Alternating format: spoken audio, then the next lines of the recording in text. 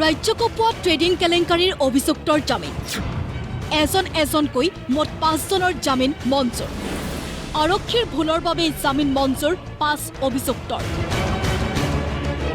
অৱশেষত কাৰাগাৰৰ পৰা মুকলি আকাশৰ তললৈ আহিল ট্ৰেডিং কেলেংকাৰীৰ অন্যতম অভিযুক্ত বিশাল ফুকন বিশালৰ সমান্তৰালকৈ জামিন লাভ কৰিলে স্বপ্ননীল দাস জিতেন ডেকা অভিজিৎ চন্দ আৰু সুমি বৰাৰ স্বামী তাৰ্কিক বৰাই মঙলবাৰে গুৱাহাটী উচ্চ ন্যায়ালয়ে শুনানি সম্পূৰ্ণ কৰি ট্ৰেডিং গোচৰৰ ৰায়দান কৰে আৰক্ষীৰ হেমাহী আৰু সময়মতে চাৰ্জশ্বিট দাখিল কৰিব নোৱাৰাৰ বাবেই জামিন লাভ কৰিলে বিশাল ফুকন জিতেন ডেকা তাৰ্কিক বৰা স্বপ্ননীল দাস আৰু অভিজিৎ চন্দে আজি জাজমেণ্ট প্ৰদান কৰে মহামান্য গুৱাহাটী উচ্চ ন্যায়ালয়ৰ আমি ৰিপ্ৰেজেণ্ট কৰিছিলোঁ স্বপ্ননীল দাসক তেখেতক জামিনত মুকলি কৰি দিয়া হৈ গৈছে তাৰে এজন জিতেন ডেকা তেখেতৰ হৈ আন অধিবক্তা আছিলে তেখেতক জামিনত মুকলি কৰি দিয়ে অসুস্থতাৰ গ্ৰাউণ্ডত ইণ্টাৰিম বেইল আন এজনক জামিনত মুকলি কৰি দিছে অভিজিৎ চান্দ্ৰা তেখেত অভিযুক্ত আছিল ডিব্ৰুগড় গোচৰটোত আৰু ডিব্ৰুগড়ৰ গোচৰটোত জামিন পাইছে বিশাল ফুকনেও আৰু তাৰ্কিক বৰা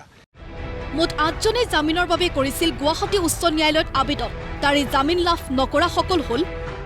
আৰু 3জনৰ জামিনৰ আবেদন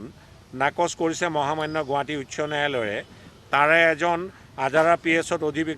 অভিযুক্ত আছিলে তেওঁৰ নাম সঞ্জীৱ ডেকা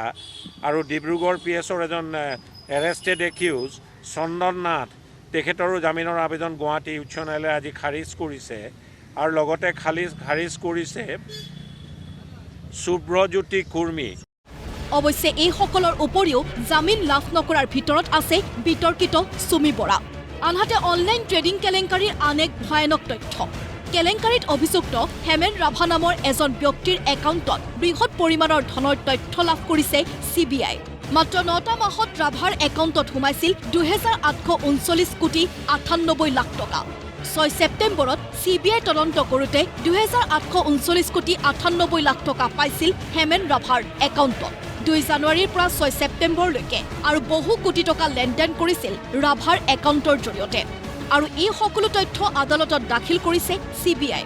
গতিকে ভাবক ৰাভাৰ একাউণ্টত যদি 2,839 কোটি 98 লাখ টকা সোমাব পাৰে তেনেহলে বিশাল ফুকন সুমি বৰাৰ দৰে বাকীবোৰৰ একাউণ্টত কিমান টকাৰ লেনদেন হ'ব পাৰে গতিকে এনে ক্ষেত্ৰত 5 অভিযুক্তৰ জামিন লাভে পুনৰ এবাৰ উদঙাই দিলে আৰক্ষীৰ ফোপোলা স্বৰূপ